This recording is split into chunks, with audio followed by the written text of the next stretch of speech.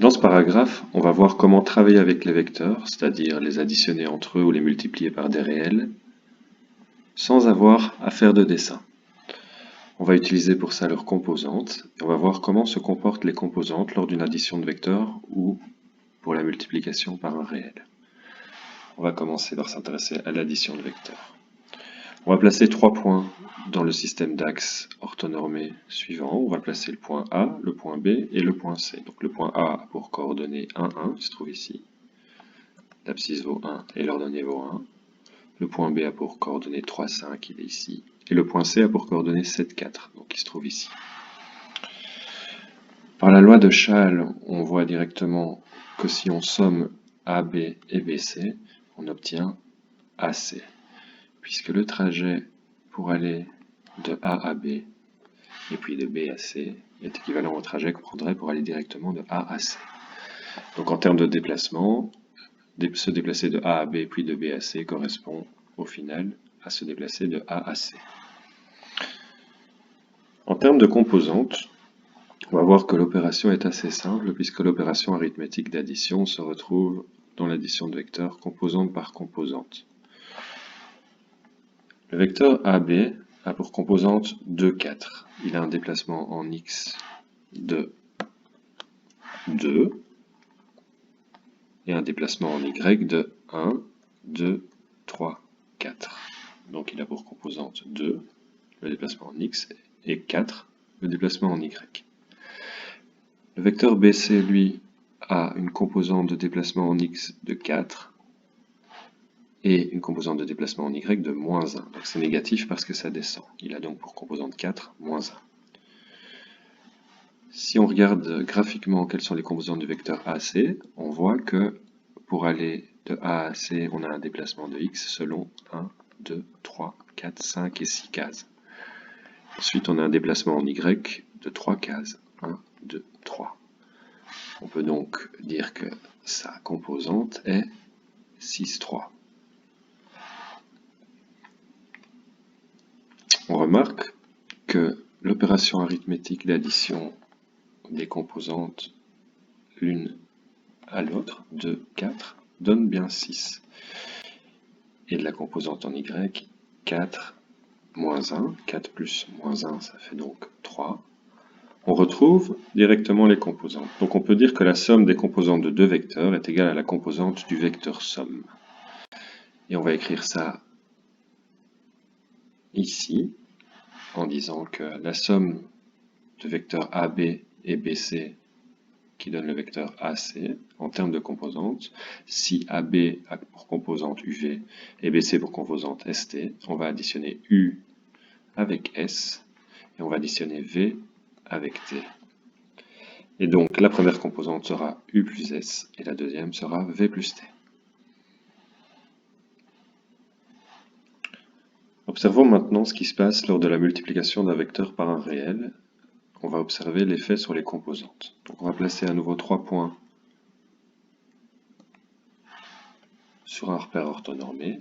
On va placer le point A qui a pour coordonnées 1, 3, le point B qui a pour coordonnées 3, moins 1, et le point C qui a pour coordonnées 2, 1. En comparant les vecteurs AB et AC, on voit tout de suite qu'ils ont la même direction, le même sens, donc il va falloir trouver un facteur pour passer de l'un à l'autre. On voit que la longueur du vecteur AB est 2 fois plus importante que celle du vecteur AC. De cette façon, on voit que le facteur à appliquer pour passer de AB à AC est 2. En termes de composantes, le vecteur AB a pour composante en x 1 et en y 2.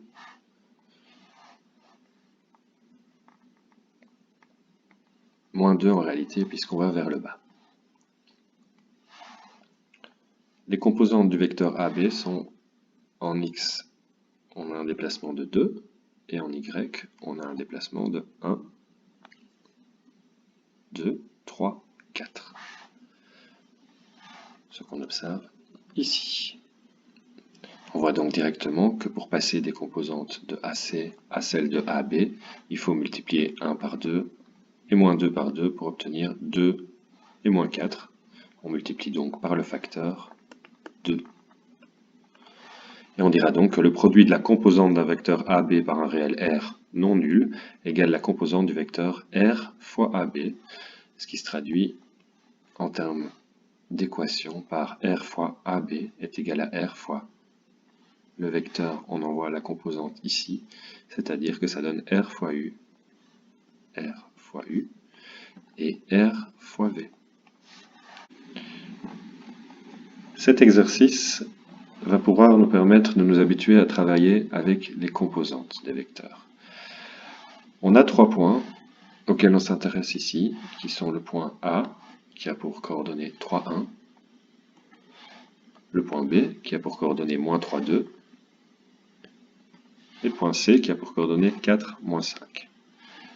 On nous demande ici de déterminer la composante d'une somme de vecteurs, la somme AB plus BC. Donc déjà, pour pouvoir faire la somme de ces vecteurs, il faut connaître la composante de chacun de ces vecteurs. Et pour connaître la composante de chacun de ces vecteurs, on doit prendre le point extrémité du vecteur, en prendre les coordonnées, et on va soustraire à ces coordonnées les coordonnées du point initial, l'origine du vecteur, et ça va donner ceci. Donc pour le vecteur AB, il s'agit de faire le calcul de moins 3, moins 3 et 2, moins 1. Ce qui va donner les coordonnées, la composante du vecteur AB. Donc on a moins 3 et 2, moins 1. Ce qui va donner un vecteur qui a pour composante moins 6, 1. Ensuite, on va s'intéresser au vecteur BC. Le vecteur BC a pour point extrémité C et pour point origine B. Donc on va soustraire les coordonnées du point C à celles du point B. Donc ça va donner 4, moins 3 et moins 5, moins 2. Ce qui donne donc 7, moins 7. Bon, maintenant on a les composantes des deux vecteurs, et on va pouvoir simplement les additionner pour trouver la composante du vecteur somme, celui que l'on cherche. On voit qu'en faisant moins 6 plus 7, on a moins 1, et en faisant 1 moins 7, on a moins 6. Donc la composante du vecteur AB plus BC est 1, moins 6. Maintenant, on va déterminer la composante d'un vecteur multiplié par un réel. Donc on doit en tout premier lieu trouver la composante du vecteur BC. Pour trouver la composante du vecteur BC, on va prendre les coordonnées du point C et y soustraire les coordonnées du point B, comme on a fait tout précédemment. Donc on a vu que c'était moins 3, moins 3 et 2, moins 1. On va en voir le résultat ici. Donc de façon identique à l'exercice précédent, on trouve que le vecteur BC a pour composante 7, moins 7, bien évidemment, et donc 3 fois 7, moins 7, ça fait 21, moins 21. On utilise simplement l'opération arithmétique de multiplication pour multiplier un vecteur par un réel.